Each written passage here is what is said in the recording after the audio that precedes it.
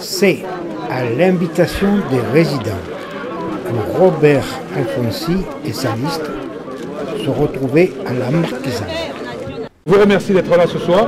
C'est la fin d'une campagne qui, en ce qui me concerne, a été longue, qui m'a permis, je connais cette ville parce que j'y ai travaillé, j'y suis né, j'y ai élevé ma famille, j'y exerce des activités politiques depuis un certain nombre d'années, certains depuis trop longtemps, mais on a quand même mieux appréhendé encore la réalité de Toulon qu'au départ.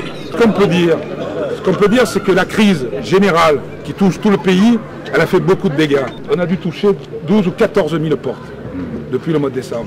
Donc on a une réalité de la ville qui nous est encore mieux remontée aujourd'hui et on sait ce qu'il faut faire. On sait ce que les gens demandent. Il y a des emplois d'avenir, c'est bien pour les 100 000 jeunes qui en ont eu, pour les 2 000 Varrois qui en ont eu, mais ça ne sert pas aux autres qui dépassent les 25 ans. Donc créer de la richesse. Alors la richesse, on la fait comment dans une ville? On facilite l'attractivité du territoire et de la venue des entreprises.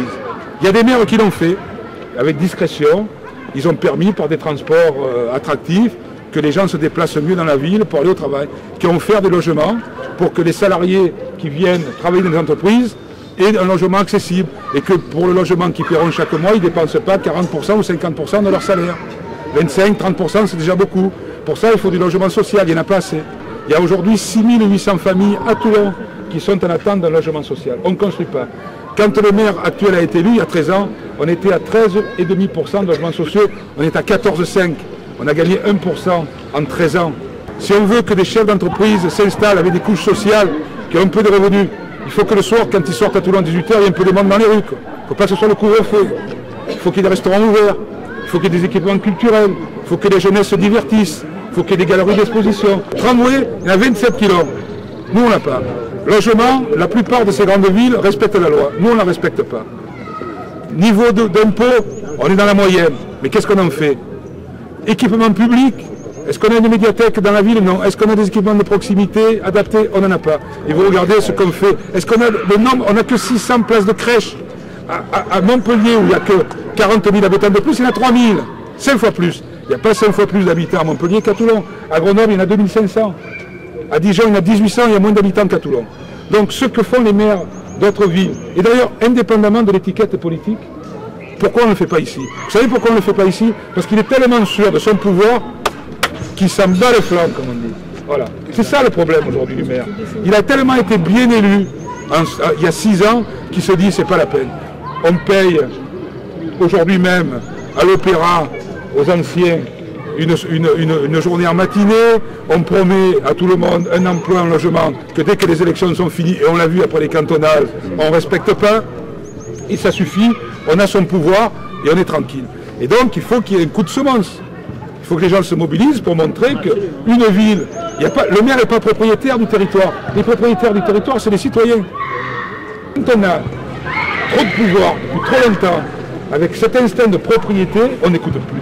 Il faut qu'ils se sentent bousculés pour qu'ils réécoutent la cité, qu'ils réécoutent la ville, qu'ils se disent elle ne m'appartient pas, elle appartient aux citoyens. Donc oui, il faut du logement, il faut des transports, il faut de la formation, il faut des équipements de proximité, il faut entretenir les logements.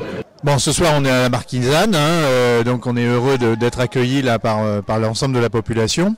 C'est l'occasion d'échanger et justement on aimerait connaître un peu vos difficultés et vos projets aussi localement pour faire vivre cette cité et notamment quelles sont les difficultés que vous ressentez vis-à-vis du travail, du déplacement, du logement. Voilà. Je vais vous dire honnêtement, dans l'agglomération toulonnaise, là, on ressent énormément de difficultés dans le travail, même dans le déplacement, tout ça, les démarches, même les démarches administratives sont très pénibles. La réinsertion à Toulon est très très dure à l'heure actuelle. On se plaint de la délinquance dans les cités, tout ça, là, mais c'est pas que à ce niveau-là là, qu'il faut regarder dans les cités. Il faut vraiment regarder comment sont structurées au niveau associatif les cités, car il manque beaucoup d'associations dans beaucoup de cités. Comment voyez-vous la fonction du maire vis-à-vis effectivement d'un quartier comme ça pour vous, qu'est-ce que le maire peut apporter? D'être à l'écoute déjà. Vraiment. Alors vas-y. D'être à l'écoute des jeunes déjà. Faire un peu plus d'espace pour les jeunes. Des jeux qu'il n'y en a pas, il n'y a que du béton. Les jeunes n'ont rien pour eux, quoi. Faudrait un peu... Vous, votre priorité, c'est véritablement s'occuper des jeunes. Les Les stages, les ouvertures pour les emplois, beaucoup de choses, quoi, parce qu'ils sont dans la rue, ils traînent dans la rue et c'est là où ils commencent à faire des conneries. Donc il faudrait bien les rattraper, quoi. Je crée cette association pour restructurer tout le secteur ouest. Donc déjà m'occuper du secteur ouest, je ne peux pas m'occuper de tous les secteurs de Toulon. La ville entière à gérer est très difficile. Donc maintenant, nous, on a beaucoup de relations, beaucoup de poids dans le secteur ouest. On connaît beaucoup les jeunes, tous les quartiers, on les connaît. Donc on est apte à s'occuper de tous ces jeunes.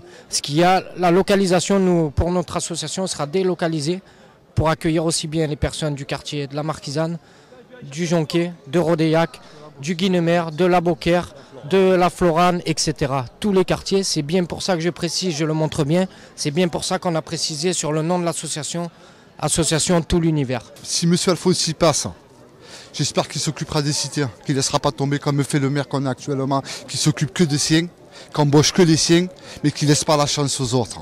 Parce qu'il y en a beaucoup qui voudraient de chance, qui voudraient travailler. Donc,